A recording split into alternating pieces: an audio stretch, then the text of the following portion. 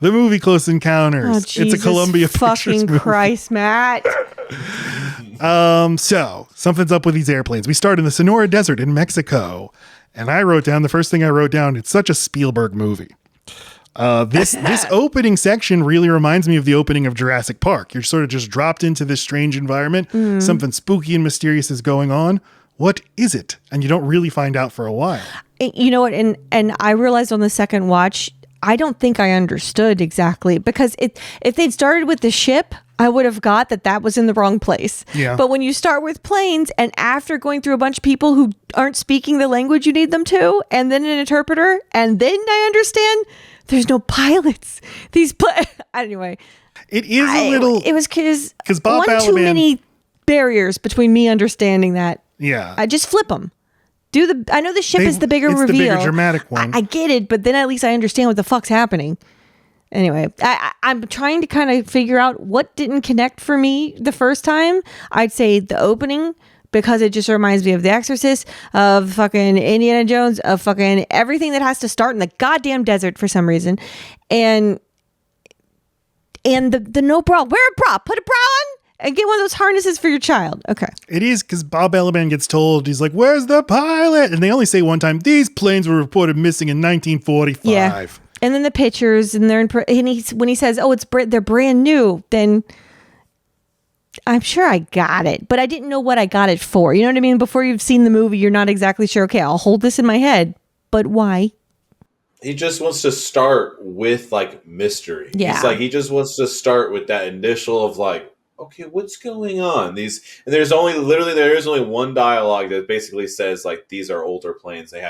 No one makes them. They haven't been in the air in years, you know. So It's like just to start off with that sense of mystery and unknowing, like it gets you in that mood immediately to be like, okay, like we're something's going on here and we're about to dive in. That's why I compare it to the Jurassic Park opening, because you also don't exactly know what you're True. seeing at the beginning of Jurassic Park, but it gets you in the headspace. But you know it's a movie about dinosaurs. But you know this is a movie about aliens. Eat shit. And you do see their like pin-up calendars in the plane, and there's a calendar that says 1945. Love, yeah. Okay. I already said that. Okay. Great. We meet Bob Balaban, whose character I don't remember his name, but he's just the interpreter. He's a cartographer. I read maps. And he's so lovely in this movie. And then Francois Truffaut as Lacombe. Spielberg wrote this role just for him, just because of his face and his sort of whimsical demeanor. And his sort of he embodies wonder of the cinema. You know how you pointed out in Jaws, just the little things that are so everyday that make Spielberg's movies so like a slice of just like, yes, that would happen in real life. The talking over each other and all that stuff. This is a perfect example, and it's through the whole movie. This guy, he just happens to speak French. You've got that right away. He's not here for that. He just speaks French. I'm not a fucking interpreter. And he interprets. And then the rest of the movie, he's an interpreter, not a guy that has maps. Right. Except for that he comments like, well, when I started with you as an interpreter, it's like, no, that is exactly how people get jobs that are not their jobs. He never went to school to be a fucking interpreter. He's just that French man's Sherpa. You can't say Sherpa. He's that French man's friend. Right, like with Shohei Ohtani. Like he starts as your interpreter, now he's your bookie. Now he goes and gets stuff for you, allegedly. Well, they're kind of trauma bonded, but they're like wonder bonded, because they're experiencing this thing that has no explanation, and that guy's probably got a wife and kids and a job. He's like, I'm just gonna go with you to the next place you go, which I hope is a ship. This is the first time I noticed, like with Bob Balaban's character, you never actually get to see, like, does he believe this shit too? Yeah, no, he and him are, they would not get as far as they do without being together. You can tell. But, like you're saying, it's in the performance. Yeah. Well, and he's French, right? People are, Americans, especially during this time, we just don't take French seriously as we should. I think that this guy gives him, especially with the army, you know, like without having the translator that's just a regular American, but he's just smart enough to like, he's a perfect bridge. And they get each other, but they're together because they both want to figure this out and they both have love for it. Not like, let's sell their alien blood or whatever it is they think is happening. I like that there's never like, you never see a conversation between these two where he's like, when I started, I had my doubts, but now, Mr. Lacombe, you've made me realize. No, they're in it together. They're Bonnie and Clyde. They're Thelma and Louise. And I think like their relationship, I feel like it is very scientific, and I think they like kind of get that across very well. That like they're kind of just like you guys said, they're following this. It's like about the mystery in itself, and it's about the science in itself, and they're just like genuinely interested. Like you don't really know if they like believe in that kind of sort of stuff, but they believe in facts and they believe in what they're seeing and what they're putting together, and that's and that's why they're following this. And I think that's pretty cool. Yeah, just like Dreyfuss's character, they see it and now they need to understand it, or it's going to make them insane. So like they've probably put their lives on hold. This is probably not what they do for a living. Mm-hmm. And they're being also propelled and like drug from their chest to that devil's butthole or whatever. Devil's mountain? Devil's town. Devil's town. The devil's anus. I picture the devil's anus as being an Audi, just for some reason. Just pokes out with a little triangle at the end. No. Or whatever the... What? Buttholes are circles. No, I know. With a devil's tail, it has a little forked... Fuck. Okay. You know what I'm saying. Yeah. Drew knows what I'm saying. Yeah, everyone does. I'm picking up what you're putting down. Okay. Yes. We have the air traffic controller sequence where you get to hear them talking to people who are basically seeing a UFO and don't know what they're looking at. And don't want to report it. That's so interesting. At the end, yeah. I love that. But it's just interesting that the first UFO encounter, you only hear. You don't actually see it. It's not like it cuts away to show what they're seeing. And again, another like handy, like another gentle moment of them letting you know you're safe here. This guy didn't die. There was no hostility in this sighting. They clearly saw each other and they just went about their business. And it's just so you're like, okay. Yeah. I feel safe here. Let's keep going. That man grew up. Look at Barry. We're looking at a picture of Barry and the actor, Cary Guffey, him as an adult. Exactly the same. He does look exactly the same. God, I want to hold him. We failed to mention this performance when we talked about all the great Spielberg kid performances, but I think that maybe it's because I don't remember it until now. Well, he's so young that it's almost not acting. He's kind of like a trained animal. I thought he was her son. They look alike, like in the eyebrows, which is a weird place to look alike unless it's real. And like he needs a chaperone. Like he's near baby. Yeah, but he does a lot. He is near baby. He's only 3 years old. Oh. But they would get performance. Like, it's not like they're like, okay, Carrie, what you're going to want to do in this scene is this. They're like, they have a man dress up as a gorilla. And he's looking at the grill and he's like laughing. That's how they get reactions out of him. So it kind of is like an animal performance, but it's so great. It's so wonderful. And then Melinda Dillon is his mom. She was nominated for an Oscar for this role, which is cool for a sci-fi movie like this to get that kind of role nominated. But we meet Barry in his house in Muncie, Indiana, and things start going all wibbly wobbly and like Poltergeist. And that's why people think Spielberg directed Poltergeist, because there's like 10 minutes of this movie that are exactly Poltergeist, but 5 years before that movie came out, with his toys getting activated and all the weird standing noises. in front of the glowing thing in silhouette. Yeah. That's the biggest Poltergeist part. Much of our old episode was debating Jillian, the mom, and why she's so lax as a parent and why she dressed like that for bed. And because she was drunk when she laid down. And she sees her son running into the open field from her window. Barry! And she's just like, Barry, wait. Come Barry. So maybe Barry, come on, Barry. She clearly chased her man away. She's a piece of shit. You can tell. Okay. Leave Jillian alone. What the heck?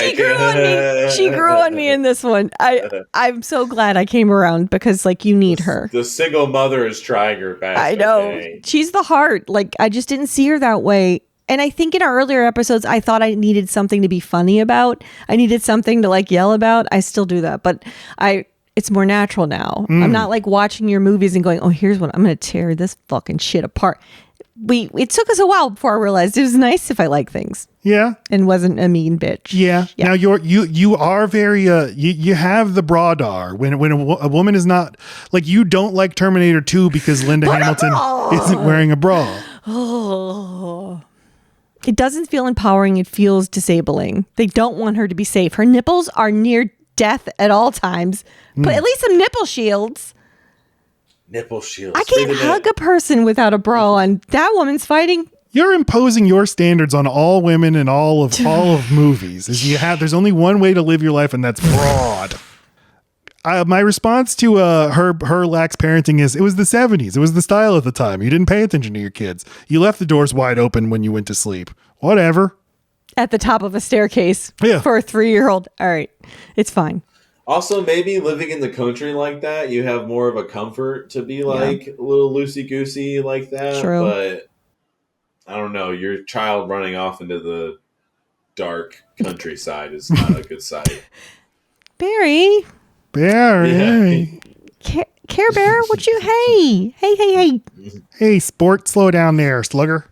No, it seemed there was more urgency in the time I watched it this time. I think we had a 2-year-old at the time, so it makes sense that I would have been like, what the fuck? Yeah. But you're on a 2-story. He's already pretty far. By the time it takes you to get down the stairs, he could definitely be out of sight. So your best bet is to yell for him and see if he'll turn around and wait for you. So actually it made perfect sense. The only time I get pissed with her afterward is when she keeps him in the street for some fucking reason. Mm-hmm. And then when she's got him like 5 feet behind her after she just got him off a flying saucer. Like, okay, Barry, let's go home. Hold him. Our son is 8 years old. He's on as we let people know, he's on the autism spectrum, and he's usually pretty logical, but if he felt compelled to run out into the field or whatever, there's no getting him back. We wouldn't be able to yell at it. Hey, come back. I have nightmares all the time. I'm yelling for him. I'm so close to being able to save him, and then he gets hit. It's just all the time. So yeah, of course it was that. Yes. So but we say on the old episode, like, he just reminds us so much of our son, and now 6 years later, but he just reminds me so much of my son. Okay, we did need to end the podcast. We have nothing else to say.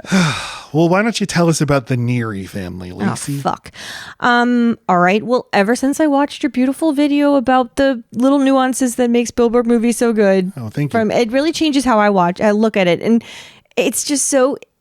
he makes such cozy homes out of such simple places. And this is by far the smallest house that is represented, and it's a 3-kid household, so it's cluttered. That makes sense. The dad is distracted. He's a kid at heart, clearly, but he's a fun dad. He always, when dads are in the picture, he does make them fun. I notice, playful, but not the most responsible.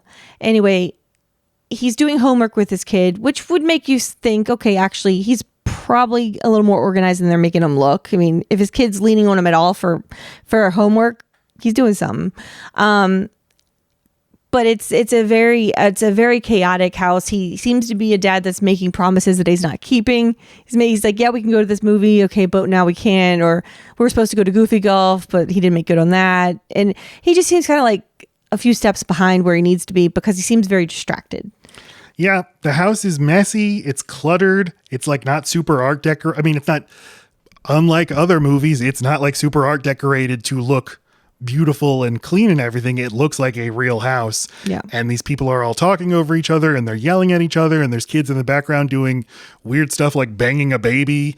But you're ignoring it because that kid probably does shit like that all the time, which we can completely relate to. Exactly, yes. Spielberg says Richard Dreyfuss, when he cast Dreyfuss in a movie, it's because he's playing Steven Spielberg. He felt like he was Matt Hooper in Jaws, and he feels like he's the stupid airplane pilot in Always. And here, this is him, but he did not have a family yet. He didn't have kids.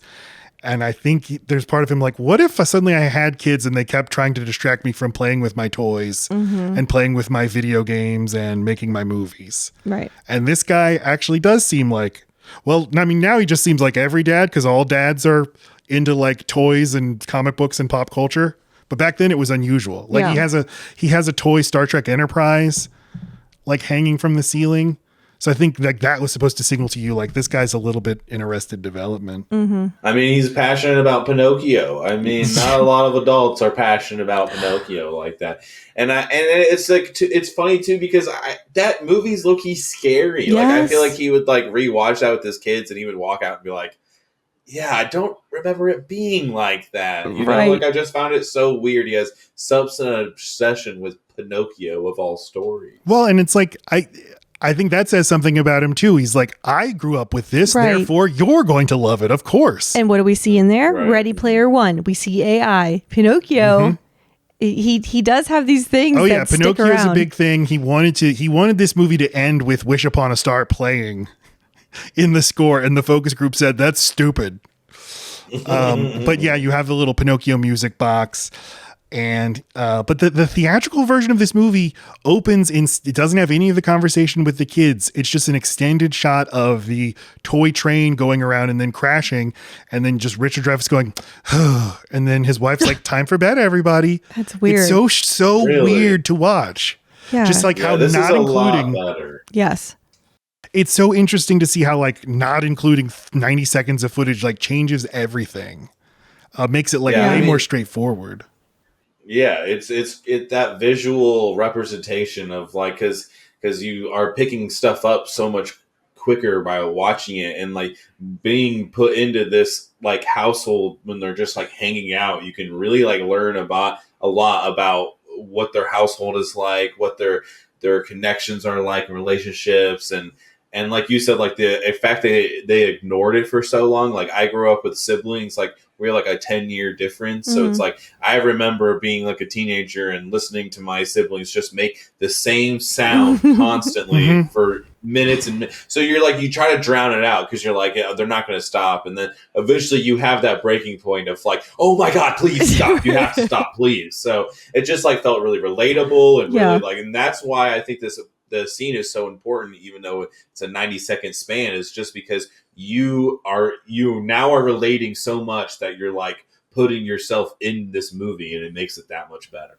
And it's really interesting how he's able to create this like balance of the husband and wife there's some distance between them, but there's a lot of love between them too, or at least there's still a lot of sexual attraction on the wife's part, or like, she's yearning for like days when they were more romantic and when he had more focus for her. And it seemed like it was already stretched a little thin. They never really got, probably after the kids, they just never really were the same. And this huge obsession was it was more than enough to break what was already being stretched. They probably, got married young, had 3 kids really quickly, never really thought about it. And then all of a sudden it's like, wait a minute, you're getting interested in something that has nothing to do with us? That's not an option. Yeah, there's 3 fucking kids. Yeah. Like, your spare time is meant to romance me, to make another kid. And I put up with you and your toys and your trains and all that bullshit. And also, she's played by Terry Garr. She's hot. The great Terry Garr. And I said in that Jaws video that you mentioned that what I liked in that movie, and it's here too, in the behavior, is characters will say things to each other and it will just not be answered. So like you have Terry Garr talking to her husband and he just doesn't hear her. And like that happens in life all the time and you never see it in movies. Well, and specifically what she's talking about too is that she just wants one place that's normal for a family, the table. They're going to eat dinner together. Keep your bullshit off my dinner table. I have given you this entire living room. This is a tiny house. Your stuff is on the ceilings, on the walls. It is taking over. I just want this for me, and you can't even give me this. So her life is getting smaller and smaller and less recognizable. And, when she's upset with them, she's like, our friends don't call. We don't do, like, even that. And they were his friends. She didn't want much, and it all went away. Yeah. Like, there was criticized at the time for her seeming too one-dimensional and, like, too much of a shrew. And I think that the director's cut gives her way more nuance and makes you understand. But I think even in the theatrical cut, like, I'm so in sympathy with her. Yeah. And I think she's so great in this movie. Like I'd have nominated her for an Oscar for this role. But yeah. So now he has he gets called to work because he's a lineman. He works the line. In the theatrical, you see him go to work. You see a scene with him at the plant and he gets sent off on this special mission. And I guess the only benefit of that is like, why later he gets fired because they were counting on him to go do this specific mission. Whereas you don't see that in the director's cut, but that's okay.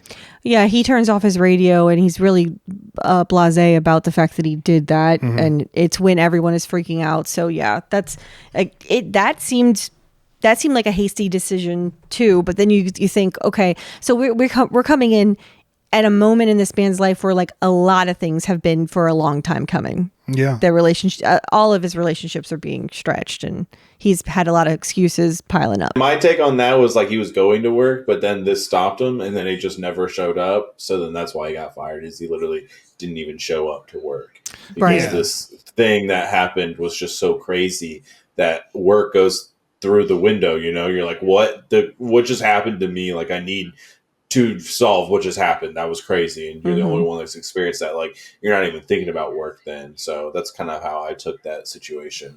Yep. And in the theatrical cut also, they're like, you need to go out this direction. He's like, but I don't even know that area, which is why he's looking at the map. Yeah. And I'm sure they're like, if you're just watching it, even if you don't see the scene where he goes to work and says he doesn't know where he is, you see him looking at the map, so you know he's lost. Like, you don't need any of that information. It's just interesting to see the cuts you can make because they don't actually give you information you need. You can fill in the details on your own with what you're seeing. But yeah, Lacey and I both gushed over this old McDonald's. And the Shell logo. Yeah. They both look good. I want to marry this McDonald's logo with Lacey. I want to be in a thruples with it. The power goes off all over town. And it fucking rules. Power goes on and off though. Like things are being energized that have no business having energy. Things are different. Yeah. I mean, he has an encounter. It's funny because you don't think of an encounter as being one where you just see I don't think of it as just seeing the craft that, the vehicle. But because he looked into the light, because he got sunburnt, because he got thrown around and affected in his body because of it, it's just as powerful as having seen a being. Yeah. Well, and things are things that are physically possible are happening, but why are they happening? Like, why is my glove box exploding? Why are the signs spinning? But I love the way that Dreyfuss plays this. He is like not freaking out. Like, he's almost like can't comprehend what's happening in front of him. So he's underplaying it. Yeah. Well, yeah, because you're like, this isn't. No. Yeah. I'm going to wait till this. I might be dying right now. This might be the end of my life, but like, let's just wait and see. Yeah. That's what your brain can't process things the way they show it in movies. Usually it's just like, I'm going to ride this out and then figure out what just happened if I survive. And then the light stops, the noise goes away. The sound in this movie is so amazing. That's why I'd love to see it in IMAX, to hear things like suddenly the sound just stops and there's nothing but a dog barking, and he sees the ship flying silently in the air, and he hears on the radio that other people are experiencing this too. He drives through the Mobile, Alabama tunnel, and I stand up and freak out because I've driven through. Okay, yeah, we know that. And yeah, Barry, we check back in with Barry, and he's run all the way down the street to where a bunch of freaks are gathered to play cards and look at the aliens. And his mother finally finds them, and then Roy runs into them because he nearly runs them over, and he gets out and he's like, gee whiz, I'm so sorry, lady. And then a bunch of alien ships fly by. And Barry says, ice cream. But again, look at those warm colors. Like, you can't, it's so easy to make an alien movie and make it all so cold and so scary and concrete and blues and whites. But everything, you almost uses neon signs for this. And then he puts lovely music. They even say, like, have you been hearing tones? Even agreeable ones or whatever. It's like, you know what? This tone is agreeable. Well, and the kid shouts ice cream. It's like, oh, it's a delightful thing. Right. And they're all so, like, all the ships are different. They're different, right. And fun. And they go by so fast that you don't get to sit with them that long. So it's like you're like, okay, well, now I want to see him again, just like these characters did. So, like, the way that he makes you feel the same exact feelings that these characters are feeling is, like, really cool. And but yeah, all the different forms, and that really small one, I love the little red light ones. Yes. Yeah. Like, what even is that? And they don't even really tell you. They don't. It's probably a drone. Yeah. It's probably a drone. Yeah, or I take it like it's the most sentient, like, being. That might be like I don't know, like maybe their leader or some shit. Like, I don't know. Like, it's just like, it's so, I just love that it's there, and it's just there, and you know, you can do whatever you want. It's there if you want to dig into it. Right. I like that this movie doesn't really explain much. Like, it's there in the clues if you want it. I've never tried to, like, literally track what do the different ships mean, what are their functions. I've never tried to track, because you can just kind of guess. Like, you just go with the president has an entourage, and also the president isn't coming to a new fucking planet. These are all just, workers. different kinds of positions of workers. I take the tiny red light as being a tool, not even a ship, no being inside of it. They look over the valley. Suddenly all the power, all the lights come back on. Richard Dreyfuss says he really wants a quarter pounder for some reason. And he goes back home, wakes up Ronnie and his kids, like Spielberg waking up him. No, and like Ronnie, Spielberg waking up him. Sorry, like Spielberg's dad waking up him when he was a kid. Ronnie, Ronnie is Terry Garr. You got to come see it. She's doing great. Sleeping acting, and he's starting to get manic. He can't actually explain why he needs her to get up and go with him. He just knows that it has to happen. Something feels so important to him that he knows he needs to disperse this, or he's going to be alone in it. Mm-hmm. He instantly needs a partner, kind of exactly like what the cartographer and the French guy are. Like we saw it together. We know this is real. Together, people believe us, and that's what's so moving about his relationship with the mom of the little boy. Yeah. They are so. Every time they see each other, they're just so relieved. Yes, like know what I know. You know I'm not crazy, and I know you're not crazy, and how much he would love for his wife to be in on this with him, and she is just not. But everything he understood about the universe has changed. I love the way the kids look when they're asleep, the positions they're all in. One kid's halfway off the bed. That is a well observed detail. That is what kids actually do. See the different ways our son sleeps. Exclusively on the floor. Mm-hmm. They get into the car. She's like, Roy, you're sunburned. He looks at his face in the mirror, and I love he just goes, wow. Yeah. Well, because this is only proof. It is the thing. Like he needs that, or else we're not even sure he saw what he saw. This isn't a moon burn, and she wants to make it go away so fast. Like, here, put this tanner on, and he knows it makes him yellow. I'm like, could you use the tanner at a different time? That's cute. Yeah. She's just so in a rush to like make it go away. So he drags them back out to where he saw the ships before, but nothing's happening. And Terry Garr's like, Ronnie is like, don't you think I'm taking this very well?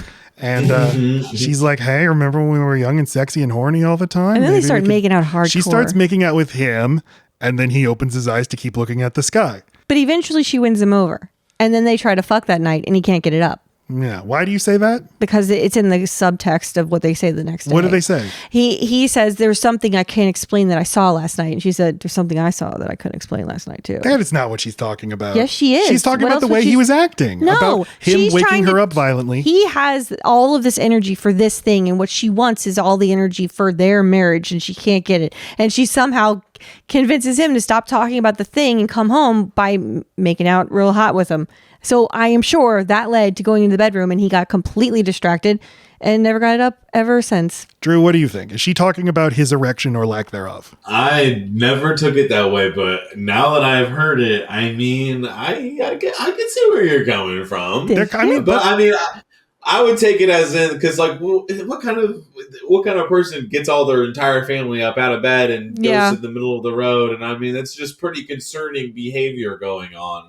Like, she's like, I can't believe you did that, and now you're waking up and you're still going on about it like you didn't just do that. Like, what's going on? That is true, but she did end the night with being hardcore turned on with him, and so that's what, they fade to black. Also, I'd say if he had gone to the side of the road and there were no other people, that'd be more concerning, but they do see other people at this time. They don't end up with them, but there are still people like scattered around who are also looking the way he's looking. So are there? Yes. So, and I remember feeling relieved because like, okay, she's got to believe something. There's enough shit here. Believe him. Just believe him. But she's been a single mom this whole time, and this just makes her even more alone. So I get why she's like, fuck this. If he cannot get it up for her, it is basically the same thing. It's like, I'm 1978 Terry Garr, and you can't get hard to fuck me. You really have your heads up in the sky with the alien. So yes, we're both right. It's a wind tie. No, fuck you. I call wind ties. You don't call wind ties. In Mongolia, there's a battleship in the middle of there's a fucking of the desert.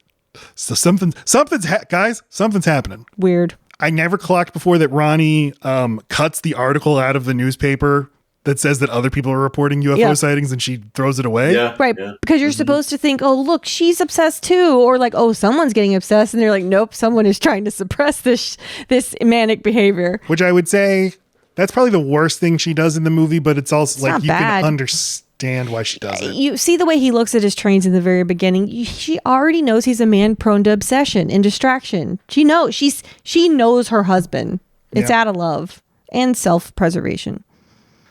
Okay, but being interested in trains and stuff and like having seemingly a mental episode, and you find proof that maybe you're not having a mental episode. He already has enough proof. She's just trying to make it not snowball. Mm-hmm. Yeah, because she even says like, once the kids start talking about UFOs too, she's like, that's why I don't want us talking about it, because I don't want it to infect the kids too. Right. But I'm 1,000,000% in sympathy with her here. But Lacey pointed out as we watched the movie that if I acted like Roy Neary, that she would believe me. But that's because you're you. But you said, here's what you said. You said that if I, Matt, started acting like Richard Dreyfuss, you would believe me. But if you, Lacey, started acting like Richard Dreyfuss, I should not believe you. I said that I would understand if you didn't believe me, because I do have a history of obsession, and I have had a mental break here and there. Like my mental health is not spotless, neither is yours, but you are a rock. And if you started to get you were this driven that you started shaping things in your fucking potatoes. Number one, don't waste the potatoes. Number two, I would believe you. You have the track record. He doesn't. He pours some shaving cream on his hand, and he's like, wait a minute.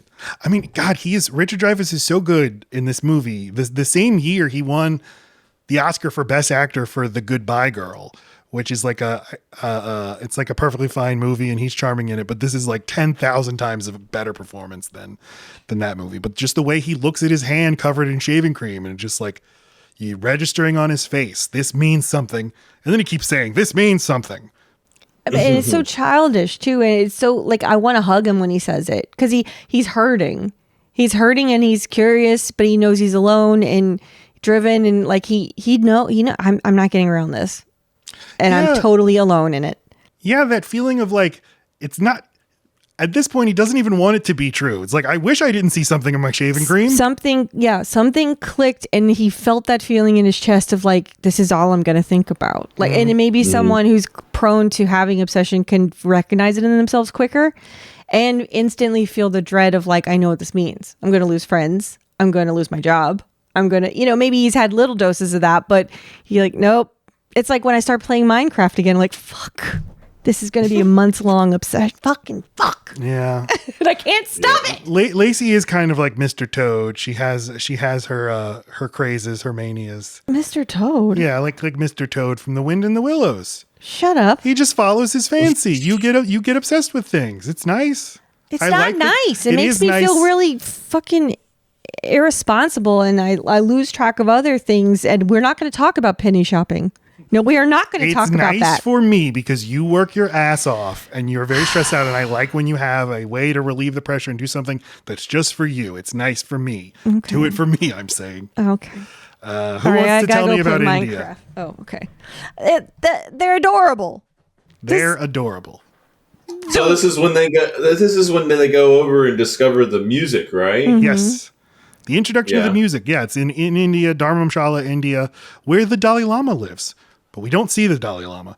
A lot of people are sitting outside, and apparently do we take it that they heard the notes or that they psychically received the notes? Heard it.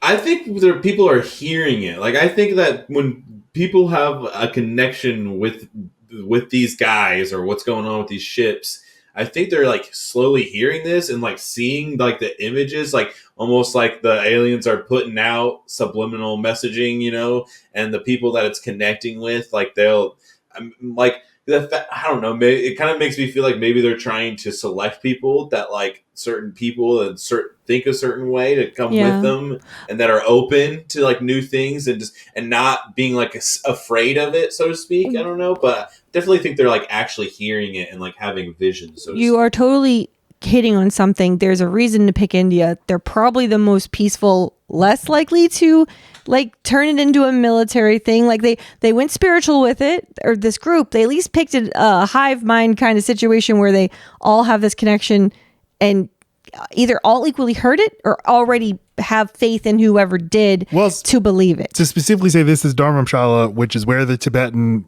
Buddhist community lives in exile, I think is deliberate. Okay. So people devoted to peace. Yes, that's what I'm saying. He gave the message to peaceful people who would not have an ulterior motive. He gave it to the most believable narrator. Right. The aliens. The alien man. The alien with the paint. But you could have picked any location in India. You could have said Delhi or whatever, and you said this place. I think you're right. But yeah, Lacombe hears the notes here, and then he takes it back to his conference of mysterious government bureaucrats or whoever the hell they are, and he's like, these are the notes, and then they're all very like, okay, yeah, and we come up with a sign language scheme to communicate notes. But yeah, go back to the States where we find Roy reunites with Jillian and Barry. Well, they're just so relieved to see each other, and he feels, a very serious thing happened to him besides the alien encounter. He almost hit a kid, and he made a mom fucking, bulldozer kid and go. I mean, that also was traumatic, and he probably hasn't gotten that off of his head, but he probably mixed the two together. So this woman and this boy become so important to him in a completely there's no way for him to not feel connected. And so when he sees them, he's just relieved and wants to check on them and how are you?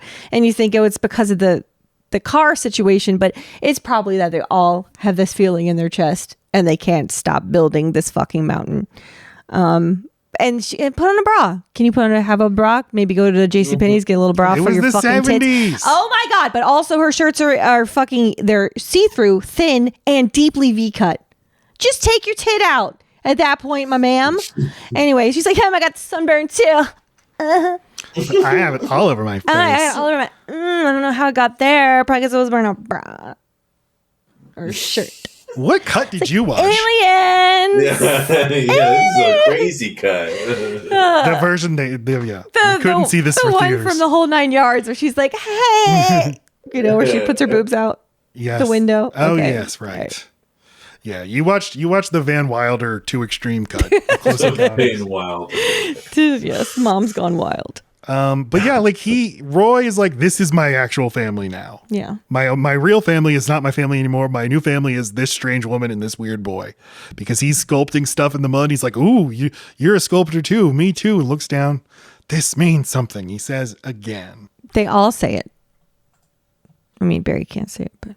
And there's a radio telescope observatory where they're receiving a transmission. Oh my God, Drew is excited about the globe. What? It's like one of my favorite parts because this dude is like, everyone stop. Guys, I used to do maps. I was a I don't know if anyone knows this because I've been an interpreter this whole time, but I'm a cartographer, guys. It's just so funny. I read maps, he says. This moment. This moment, yes. Maps.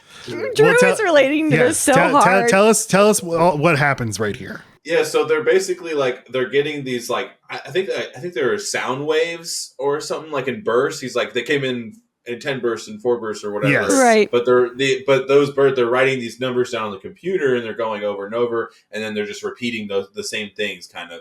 And everyone's looking at these numbers and they don't understand. But our guy here who reads maps, he looks at them and he understands. He finally sees that these are Earth longitude and the latitude. These are coordinates that they are looking at. So they have to go get globe, and this dude has the biggest globe I've ever seen. He's like, that's $2,500. It's quite a globe. In 78 money. I know. like a $10,000 globe. And they're being very careless with it. They're just kicking it. Because they finally figured something out. They're all so driven. I love it. But yeah, that's how they figure out where they're supposed to meet. They're obviously it's an important place, and then they have to get down to the nitty gritty of clearing out the area. And I love that they don't know what is going to happen, but they know they're going to set up a runway, a stadium. They're going to have a giant light up keyboard thing. And there's something in the whole experience that different people just know. And they're forming this group of people who just trust the process. I was like, when I track it all, it's like it's a pretty simple story wise. It's like some people get psychic visions of Devil's Tower, and then for everyone else, the aliens are just telling them via coordinates. Go here. But they're all still going on faith. There's no reason to believe that fucking cartographer. He just knows what there's a lot of reasons to have 3 numbers and then a space and then another 3 numbers. Yeah, but he said it with such authority. I believe him too. Right. But that is the point, right? It's these people being driven by their fucking guts. Yeah. That end up in something that needed so much red tape and government support. They gave it so much. None of this is by the book. There's no book for it. We also don't know, like, is this the U.S. government? Is this the UN? Is this not the government? The fucking army guy's there. Yeah, but it could be an army person who's not doing his job, who's doing something else. He's doing in his something off the fucking books. fatigues. That's what a all. loser. They're always in their fatigues. That's what you do. Wear jeans, my bro. You know how George Washington got the job of General of the Continental Army? Don't tell me he went on the Universal lot and like stood in a fucking office that was vacant. He kind of. Oh, Matt. Oh, did he make us a play about Hamilton? The colonists, as they're debating, how are we going to fight this army? George Washington showed up wearing his military uniform. And he's like, I'm here. No reason. What if we go to war? Yes. Okay, I got to pee. You and Drew talk about whatever. He cosplayed his way into getting that job. You dress for the job you want. Okay, so then we have Barry getting abducted. And like, I think it might be the most iconic image in Spielberg's filmography is him standing in front of the open door. It's just a perfect image. It says everything. It's scary, but it's also not scary. It's scary, but it's nice. You feel like everything's going to be okay, but also you get from the mom's perspective, she can't understand why her son is so drawn to this. And it's just amazing. It's the poster of the movie. Yeah, I would say probably the single best image in the Spielberg filmography. But this whole section, like it is a horror movie. It is so poltergeist, with everything just going nuts in the house. And when the mom is like, when Barry gets pulled out of the or goes out of the doggy door, because like he keeps trying to run away from her, and he's too young for her to be able to reason with him, and she wouldn't be able to anyway. But he needed to be 3. There's a reason, right? She's so scared of everything, but he's like, hello, we're down here. Come in. Well, and Spielberg. He's like, go to the front door. He's like, go to the front door. Come in. Right. It's like, we always leave this side when. Stop telling him where we leave the key. It's under the fake rock that's on the porch. But Spielberg's even like being gentle with you here too. Not even having kids, but knowing we need someone young enough that like, that memory's not locked in. He's going to remember this the rest of his life, but he'll get over this. You know, I'd say 5 is when I truly can start remembering things from my, it's a choice to make someone so young. It is so upsetting when he goes out the doggy door, she grabs him and she can't hold on to him. That is upsetting. And he gets pulled away. But I didn't remember, like, you literally hear aliens in their house, like climbing around. This time watching it was the first time that I thought that an alien got off the ship. Yeah. I always watch this, and every time I watched it, I just thought it was just that alien, like, I don't know, like just that mystifying craziness. Who knows what's going on? But alien power. But like alien power, but because you never see them and they don't do anything too crazy. But for the first time this time, I really think the way, like, it was the sound design. It sounds like one of their ships landed, and then it also, I feel like I heard footsteps in the house, like in the vents, and so like when they're doing that vent, I feel like I heard them like scattering in the vent. Yeah. And the fact that, I guess I'm going to the end a little bit. The way that now we know like what the aliens look like and like the different sizes they are. Who knows like how big or small they would be, Yeah. M. Night Shyamalan, who worships Spielberg, like his movie Signs, it all basically comes from this 2 minutes. And I love that movie so much, but it also deals with aliens, you hearing aliens in another part of your house, and how upsetting that is. And if you watch that movie looks so much like a Spielberg movie with its cornfields and it's everybody looking in awe at something in the distance. So, then we have a scene where they meet up with some Air Force people and they're like, we don't know nothing about any aliens. You can trust us. We'd like to tell you that it's UFOs, but we don't know. And I like that Roy, he shouts, you can't. Don't try to fool us by agreeing with us. I loved that. Yeah. But it's a frustrating government moment. Like, this is as close as I'm going to get to like getting some answers probably and talking about it, this fucking press conference. And I'm surrounded by people who do come off as yahoos. This fucking guy and his Bigfoot comment. Yeah. You are ruining it for us. Like, there are people who, this guy already is primed to not believe us. Plus he's jealous of us for some fucking reason. And now it's just the bureaucracy is so frustrating. The pageantry, the fucking, the theater of giving a shit. It's like, okay, thanks for the press conference. Bye. I think that's exactly what he was going for, because Matt was said it earlier, like just like the whole government is bad situation came from Nam and everything. So it's like, so you could just really feel like even when the government sits down with you and has a conversation with you, it's still bullshit. It's lip service, right? You could see that Roy was definitely getting like annoyed, and he was like, look, I want answers. Like, I am so involved in this, and this thing is like changing my life, like almost for the worse at this point. Like, I need to wrap my head around what is going on. And his wife is there with him too, right? Yes. Yeah. With sunglasses on.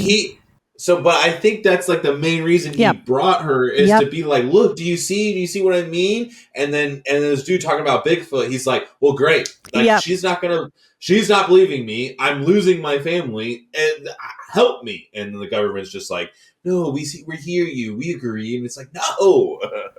Yep. And she wears sunglasses because she's embarrassed, because she's probably going to have a camera on her at some point. And, the friends have stopped calling. We find that out in a scene a few minutes later. And you can just tell this is the last thing I'm letting you drag me to. And I'm embarrassed to be your wife right now. And it gets blown. The famous Richard Dreyfuss mashed potatoes scene. He sculpts his potatoes. He doesn't mean to, but oh my God, this looks like something. And this is so masterful in every way. The camera is on him with his kid next to him, and both of them start crying. Tears, right? Not big kid crying, just like tears. Because everyone's in tears, including him. You're losing it, you're or something. You're beyond, and we don't know how to help. And as he says, I guess you've noticed something strange with Dad. It's okay though. I'm still dad. That's so sad. But I believe him. That, and I believe her, Jillian, that they're credible. I really am not crazy. I need you to believe me. I am being pulled by something. But yeah, this is taking over his life. It is dividing his family. And if I may say something, I kept thinking this time, I guess most recent time I'd seen, no. Anyway, QAnon, what QAnon does to people. I was thinking about that during this movie, about the way, there's a new book that came out like last week about the way the people who believe in QAnon, the way it destroys their families because they get so obsessed with it. And it's like, no, I still care about my family, but I have discovered that there's something so much more important than my actual life that now this is all I can do or think about. Anything else is a waste. But I'm still doing it for good reasons. Yeah. And seeing it at this dinner scene, and especially in the next scene with him shoveling the dirt, was all the more powerful because I kept thinking about that. Yeah, and did you notice that with each different thing he uses to sculpt it, it gets more and more in detail? Yeah. Like when he has the mashed potatoes and he builds it up, he gets the fork and starts making the ridges. Yeah. And that's like the first time you see the ridges. And then when he finally goes to here, when he gets all this dirt and stuff and is messing with the clay, you see how detailed it really gets. And he kind of mentions that later on in the movie. Yeah, too. But like he knows. I just thought that was cool that like with the better sculpting materials he gets, the more detail he's able to like get across. Yes. You know? Like even down to the shrubbery, like he knows the trail up to the opening that he needs to get to. And Larry's like, I didn't see that in my drawings. He said you need to try sculpturing next. I'm like, sculpturing's not a word. Dumbass. There's a scene where Terry Gar wakes up. He's in the bathroom, like passed out with the shower running on top of him. Not passed out. He's crying in his clothes. Oh, he's crying? I thought he was. Yes. I thought he was passed out. He's crying. Well, in the. I sorry to keep bringing up the different cuts, but like this is where it makes a big difference. In the special edition, they cut out all of the stuff with him shoveling the dirt. What the fuck? And they add the scene in the bathroom. And from there, it cuts to her leaving with the kids. And What? so, That's yes, weird. it's very strange. And so the director's cut combines both of them, which I think is the best way to do it, to show it all building on each other, step by step by step. The way it is affecting the kids, and it just keeps getting bigger and spreading out, and it being a complete spectacle in the neighborhood. She can't get him out. She probably wouldn't want to. She needs to leave. Like, this is a fucking embarrassing. I need to switch locations. By showing both those scenes, by the bathroom scene and him doing this, it shows you like how like back and forth he is. Like he's like, oh, I'm all in, and at the next level, at the next point, he's like, I'm losing my family, I'm losing myself. This is like starting to take over me, and I can't control it. I don't know how to explain it. Yep. I'm in the bathtub crying with water. Like it's like 3 a.m. Like. It's just like, what is going on? I can't control this. And by showing him that, and then the next morning when he's like, I'm done. This is it. I'm done with this. I can't do this anymore. And he tries to take it down, and then he makes it perfect pretty much. And then it ignites it right away. Yes.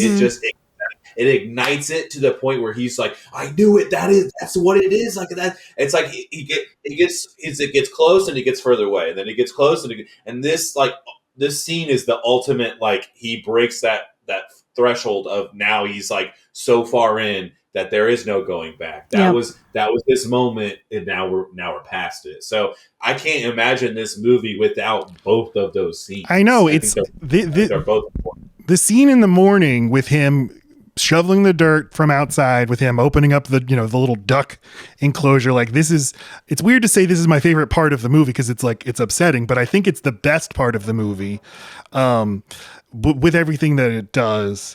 But I'm just kind of in awe of how upsetting this is, when it's all very, ordinary stuff, but it's interesting how you just take ordinary things like a wheelbarrow and a shovel, and him shoveling dirt from outside through a window into the house seems like the craziest thing in the world. I mean, you're breaking all social contracts here. Yes. Like, she woke up, and this has probably happened before, that she wakes up on the floor of her kid's room. That's what she does when she's angry. But she wakes up and she's like ready for it to be over. It's so fucking relatable. Like, honey, how do she's ready, and they both wake up like old them. It kind of feels like shit's gone by, and like maybe we've passed a threshold. And in that moment, in the honeymoon moment, in the best moment for all couples, when you're both feeling that way, for him to rip plants out that cost money. You don't spend money on plants and not feel guilt. And that bitch is just ripping them out. And then your chaos is all over this house. And now you're throwing dirt through the kitchen window, the fucking kitchen where the food is made, my man. Like that he's breaking everything, and he's doing it in front of the neighbors shamelessly. And now our little boy is helping you because he wants to fucking make you proud. Yeah. And when she starts to pull away, down. She starts to leave with the kids are like, but dad needs our help. And she's like, do you want me to hit you? And I'm like, no, Terry Gar, don't hit the little boy. Drew, did you see the movie Showing Up from last year, the Kelly Reichardt movie with Michelle Williams? No, I didn't, but I did want to. I think it is on my list. It's a great movie. Well, there's just a scene where Michelle Williams goes to her brother, played by John Magaro, and he's like has an unspecified manic depressive issue. She goes into his backyard and he's just digging a massive hole. And there's just something so upsetting about somebody doing that. And you mean like, hey, buddy, what you doing? Like, digging. Stir of Echoes. Yeah, Stir of Echoes. It does happen in Stir of Echoes. Yeah. Something upsetting about a grown man digging a hole. No, it's crazy, and I love how like if you see in the background, there's a shot where they're over by the chicken wire. There's two kids that are just in their backyard across the street, just watching. Like obviously, like everyone's watching on the street. Like there's not a lot of TV on anymore. At the time and stuff, everyone's still doing stuff outside. Everyone's still active outside for the most part. And so it's like everyone's slowly getting more and more into what's going on. And I just thought it was so funny and such a nice touch to have that, just like literally, like even if you go off the main street and he's in the backyard, there's people in the backyards gathering to watch him. I'm sorry. It's such a relatable neighborhood. You know, there are neighborhoods where there's barely any fence or no fences at all, and your property just touches each other. Me and Matt were both like, this is maybe the only time we've ever seen a neighborhood that looks like a neighborhood where I grew up, where it's just so familiar. This just small, the lower class houses. Middle, or the architecture looks like, and this is for the South where we grew up. I mean, it's not like the, Pasadena, California neighborhoods that usually stand in for, normal middle class. Like, it's a normal amount of space between the houses. The street is just across the street is pretty close. Like, it's just enough for two cars to go by. It's just that is what happens when you have a huge fight. Your neighbors do hear it, and it just, you can't get away from the eyes. You're just making a spectacle everywhere you go. So now he's like, he doesn't have his family to get in his way anymore, and he can do whatever he wants. And so he builds the most impressive garbage shit, massive art installation. But like Drew said, he's still kind of wavering. He's still like getting on the phone with his wife. He's like, honey, I'll do whatever you want me to do. It's all good. Like, no, I don't have to be this way anymore. It's okay. And he's like saying this as he's building the sculpture. This is what he wants. This is what he actually wants to be doing. But yes, he still wants his old life. Yeah. And I like he's on the phone with his wife and he's like, I'm an adult. It was a joke. I can do other things. It was a joke. That's just like fucking crazy. Yeah, it was a joke. Cool. Yeah. Classic gag. Because I think especially when he sees it, I feel like it might set into him a little bit. He's like, this is crazy. This is fucking What did I just do? Like, and by the garbage, I thought it was just like one of the funniest moments in the movie for me is when he's like collecting his stuff and he goes to the garbage as the garbage man is about to take his garbage away. Walk away. He dumps it a little out on his feet and he just walks away with the rest. Like, it's so he doesn't show it, but I gotta think the garbage man just looked at it and walked away. He did. There's no way he picked that up. What the? Yeah, there's no way. That would be crazy. Also, loose trash in a garbage can is such a movie thing. I mean, I know that happens sometimes, but mainly it's bags of trash. Come on. I mean, that's what you're supposed to do, but plenty of shitty people out there. Okay, whatever. But the garbage, like pouring the garbage over, it's like we have a social contract about the way we behave, the way civilized people behave. And they're using my term. I just said social. Yes, and so I'm pointing out he turns it over, and it's like people don't know how to react to that, but it's a very thin line that separates us from the barbarians. I guess I don't know what I'm saying. Okay, good. So, but he's trying to get his wife to come back, and from his point of view, you hear him learn that basically she's leaving him, she's separating from him, or she's moving out, and he's very sad. But then he sees Devil's Tower on TV and realizes that's what this all means. And then also Jillian in her motel room, she sees it too, and she starts caressing the drawings that she's hung up on her motel room wall. That's all she has. That's where it's all going. So they go to Devil's Tower, Wyoming, a real location in Wyoming. Scoured the nation for a monument like this. They did a little filming on location and then for the most part recreated it inside an airplane hangar in Mobile. And you can tell, but it's still really charming. At the government is making everybody who lives in this area evacuate, and they're trying to come up with a story, and they're like, people wouldn't buy a plague. Let's tell them it's sheep pox or something. And I like that there's like hucksters selling stuff. You need a gas mask. Even my dog has a gas mask. And this happened in Jaws as well, as people were selling shark merchandise once the sharks started attacking. Roy and Jillian meet up. They sneak onto the Devil's Tower, grounds illegally. And then Roy, they get apprehended by Truffaut and Balaban, and they have this cool little interview scene. I really love this. where he thinks he's going to get answers and still gets nothing. They're just like asking him baffling questions. Yeah, but it's also a relief because you think he's going to get not believed and he's believed. Because you find out there's others. I mean, no, it's like a huge deal. It's not just him and that woman. Well, no, they start by gaslighting him. They say like, you had a head injury or whatever it is they say to him. They don't reveal that they believe him for a little bit. It's only for a few sentences. It's just to weed him out. Like, is this some local or is this another one of the people who we do believe? I think it's nice. It's comforting. Again, I'm comforted because there's many like him. They're telling everybody there's poison gas in the area. You got to get out of here. And so for the few stragglers who are trying to sneak in, they put them all on a helicopter with gas masks. It's not stragglers. These are the people who are driven. That's what I meant. They're not stragglers. That's what I meant. Sorry. Whatever. So sorry, Lacey. They're driven. They're on the helicopter and he decides, no, this is all fake. He takes off his gas mask and he's okay. So most of them are elderly, so that's unfortunate. That's stupid. Aliens, there's a difference. I know all your people are a tiny size and all capable. Our old ones look like this, right? Well, should have given them the visions. For the aliens, there's two types. You have little child and you have like big slender man guy. You only saw two types, but you're right. Anyway, the shape of this one is the bad one. Right. This one can't go up mountain. Yeah. So the three able-bodied ones are like, let's fucking go. Yeah. And Larry's not going to make it up the mountain because his name's fucking Larry. It's a stupid name. And why does it have to rhyme with Barry? Because Melinda Dillon keeps shouting his name. Like, is she just good at shouting, Harry? I guess so. Harry. All right.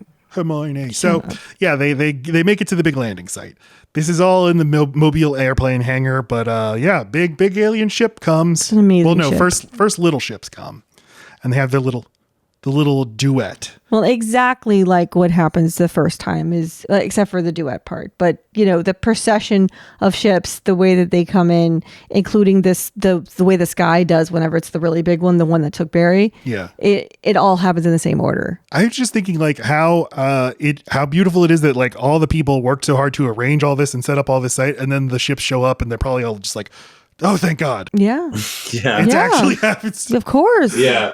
We got the right coordinates. We're not the wrong place. Well, and that they're so relieved and they celebrate afterwards. Like, it was just a concert, guys. That was my favorite part. It was just a concert. All right. They play the music. They All play done. the notes. The aliens play the notes back. Then the little ships leave and everybody claps and shakes hands. We've done it. And it's like they start tearing stuff down. They're like, well, that's it. All in a day's work. That's all anyone ever wants it to be. Like, we got the footage. We're not crazy. This was not a waste of money.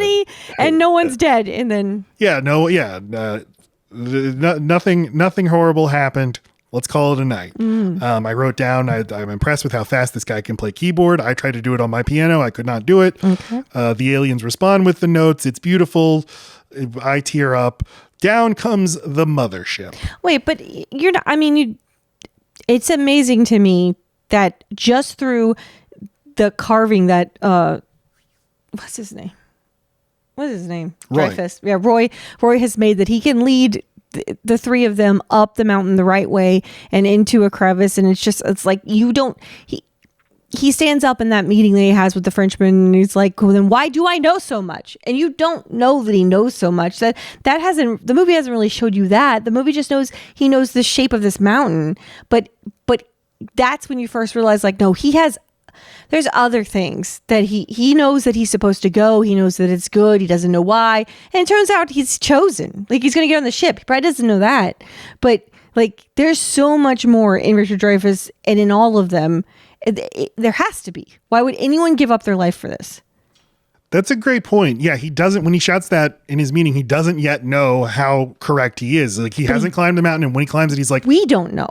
I think he has known and can't put it into words. But once he's like literally climbing the mountain and like, I know this mountain. But I also didn't think about him having a knowledge of, like, was it Wichita or wherever they are? Like, he knows, no, we have to go the back way. I didn't put that in there. Like, oh, even just to get to where he was going, to drive down a two-way highway that has been put into contraflow mode because people are evacuating, to just so confidently be like, sorry, I'm coming through here. Like, this is the way I have to go to get to this place I'm going here. Like, he just does it. He knows. Anyway, I didn't realize all of that was a package until you said, "How come I know so much?"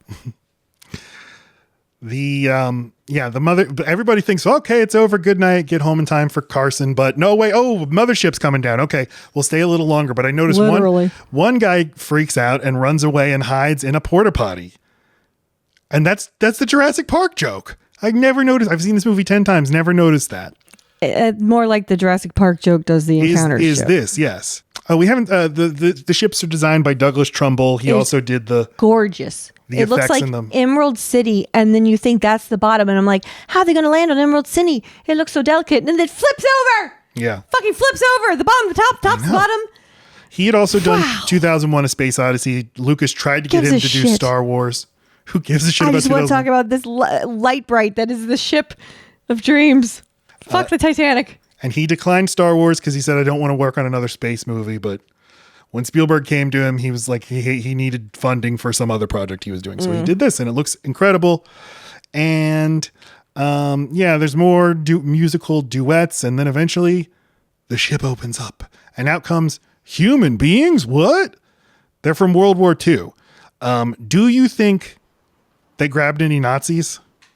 Okay, no. But I think, again... They probed the Nazis. Right, an instance of people knowing they have all these missing people all on a board and they're going to check them off. There's no reason for them to think that those things are connected. There's no reason for them to think that finding the ship and finding those planes has anything to do with what they're doing now. But, like, there's just this knowing. And they're like, I think these people are important. I think they're coming back. Why? Yeah. Or there's one guy who had that idea and everybody else is like, shut up, Craig. This whole mission is made up of those guys. The French guy and the cartographer are the original those guys, and they just keep finding each other. Yeah, none of the pilots ask how the war ended. Okay, come on. Did they abduct people from all areas of time? I wrote down a bunch of ideas. That's okay. There was like a little Dutch girl that came up. What the fuck? It's like, did they abduct people from ancient Greece wearing togas? I don't know. That'd have been funny. That's the only thing I would change about the movie. Okay. But yeah, a man is holding Barry's hand walking out of the ship, just like AI with Gigolo Joe and David. So sweet. And then he runs to his mom. He's like, I went up in the aisle and I saw a house. I saw you up in the air. I love that. And then that he's sad that they're going away is so sweet. Because then you know he was okay that whole time. And they both know that they're leaving. Are they going away now? Yes. They just know. They know.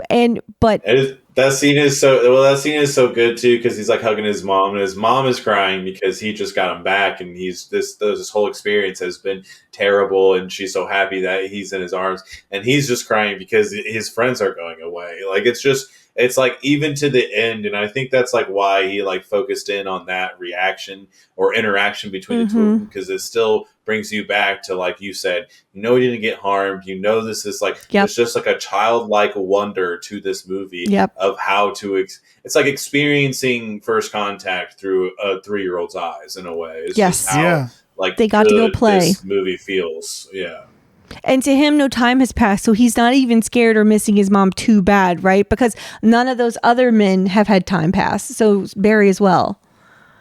So, and that's what I was assuming. The time stops when you get on that ship. That's how I kind of took it. This is the most important moment in the history of the planet, and to the kid, it's like, this was just a fun little thing I got to do, a fun and sweet thing I did with my friends. Then the Slender Man alien comes out of the ship. Now, is he supposed to be different? You know, the one with the super long arms and stuff? The spider guy. He's scary. Yeah, he's scary. Now, is he supposed to be a different species, or is he like an adult? Like, Fitch, I ain't discussing this with you. You being serious right now? All right, well. I don't fucking know. I took it as that's an adult. Yeah, I did too. Yeah.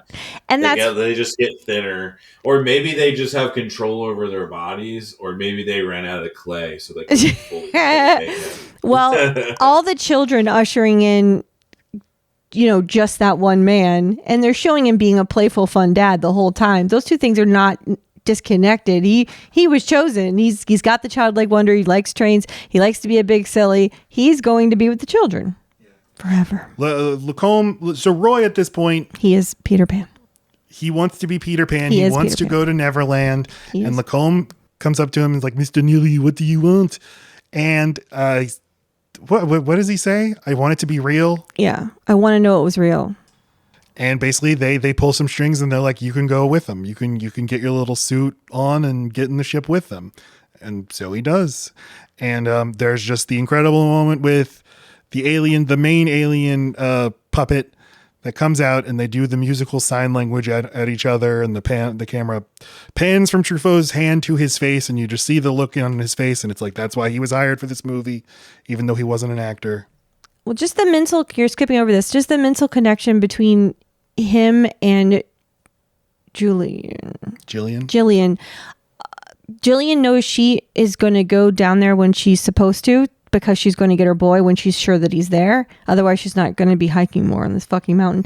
and she knows that no matter what she does, Roy is there for a different mission, and just as equally important one, and she knows it's separate from hers, and they give each other a goodbye kiss, and like she is everything and he is everything that each of them needed, because I just want someone to believe me. I just want someone to think the thing that I need to do is important too, and you still love me.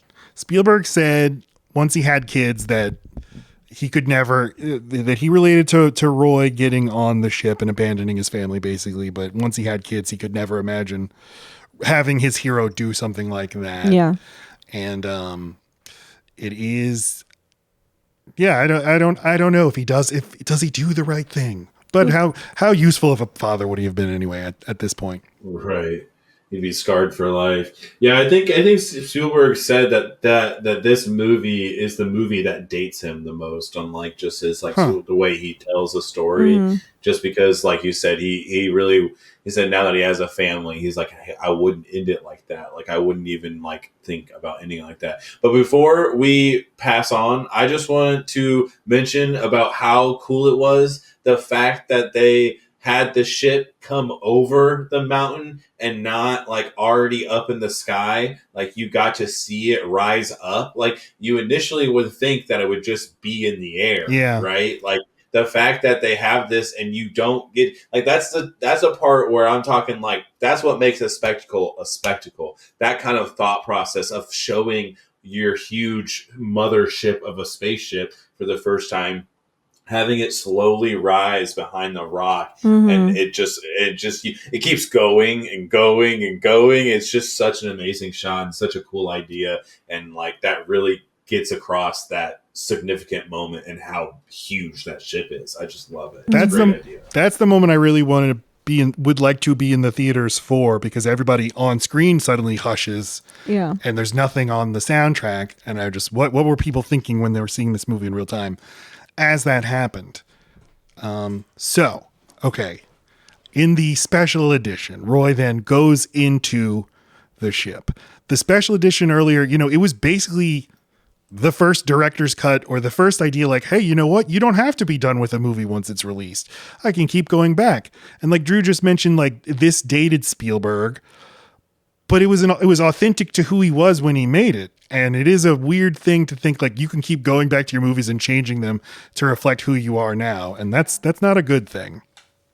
And his friend George needed to learn that lesson. Okay. But Roy goes into the ship, and Lacey and I wondered, maybe this whole alien thing is just an operation to recruit workers to work in the alien poop factory or whatever. It was funnier last night. I had a whole bit about it. It's fine. Every colonial force comes to a new country and they're like, we're here to help you live better lives. We're going to give you good jobs. We're going to release you. You'll be the same age as when you joined us.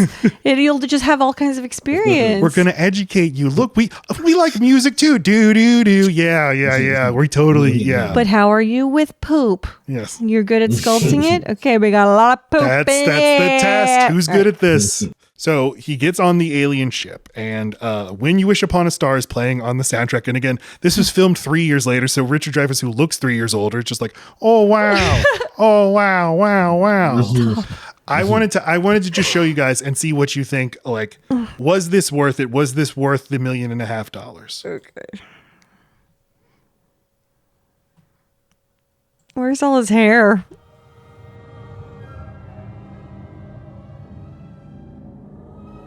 He looks like Will Ferrell.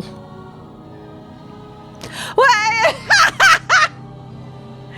You just rickrolled me. There's no way. Why would you cut back to them? That's not true. You're so stupid.